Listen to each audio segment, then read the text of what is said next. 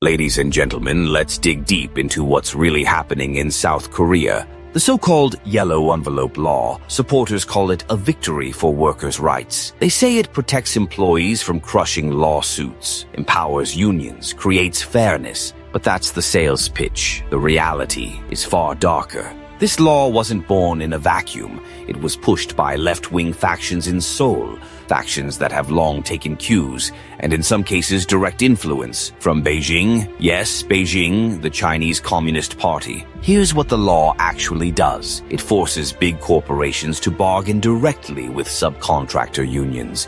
It broadens labor disputes so strikes can erupt over almost anything: wages, dismissals, arrears, and it ties the hands of companies, restricting them from seeking damages when chaos erupts. In plain English, unions gain unchecked power, companies lose protection. This isn't reform, it's sabotage. Already over 1/3 of foreign companies in South Korea are considering reducing or withdrawing investment. That's not just a statistic, that's an alarm bell. And when foreign capital leaves, who steps in? China, always China. The CCP thrives on instability.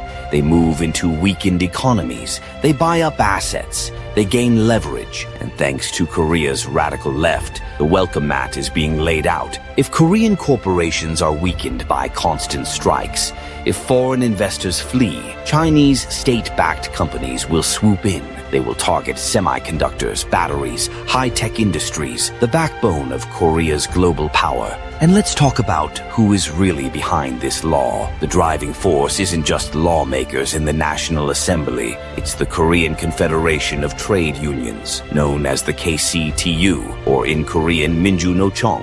The KCTU presents itself as the defender of workers, but history tells a different story. This is an organization with deep political ambitions, an organization that has openly aligned itself with the far left. And here's the shocking part. Senior members of this very union have been caught engaging in pro-North Korean activities. In fact, KCTU leaders have served prison sentences for espionage. Yes, espionage, working with the North. Think about that. A group with a history of aiding North Korea, a group whose leaders have been convicted under espionage laws, is now the chief architect pushing this yellow envelope law. This is not just labor activism. This is a political weapon. It's a project of the radical left, designed to destabilize the free market, weaken corporations, and ultimately to push South Korea closer to the orbit of communist forces, both in Beijing and in Pyongyang. By forcing this law through, the KCTU has achieved something North Korea and China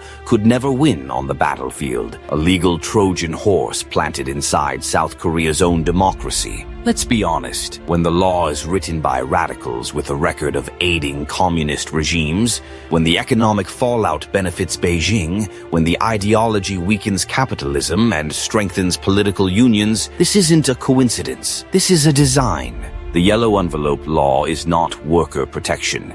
It is the product of a communist-influenced movement, a law conceived by radicals, pushed by a union with a history of espionage, and celebrated by those who dream of turning South Korea into a socialist state. And that, ladies and gentlemen, is why this law is so dangerous. Because it doesn't just threaten Korea's corporations, it threatens Korea's freedom itself.